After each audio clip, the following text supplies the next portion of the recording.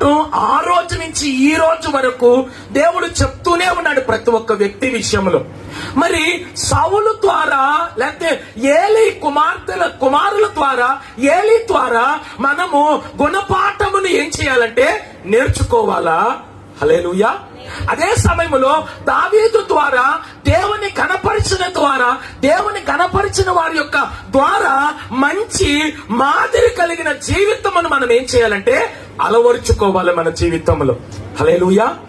దేవుని కనపరిచే వ్యక్తి ఎలా ఉంటాడు అంటే, ఒకటి, దేవుని చిత్తము చేస్తాడు. చెప్పండి, దేవుని చిత్తమును జరిగించువాడే దేవుణ్ణి ఏం చేసేవాడు? ఘనపరిచేవాడు. ఎవరి చిత్తమును?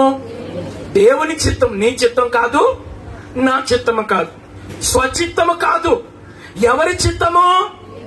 చెప్పండి. దేవుని చిత్తమును చేయవాడే తండ్రిని ఏం చేసేవాడు? ఘనపరిచేవాడు. ఇప్పుడు తండ్రి ఒక మాట చెప్తున్నాడు, ఆ మాటకి ఎవరైతే తూచా తప్పకుండా చేస్తారో తండ్రి చిత్తమును ఏం చేసిన వారు? నెరవేర్చిన వారు అవుతారు.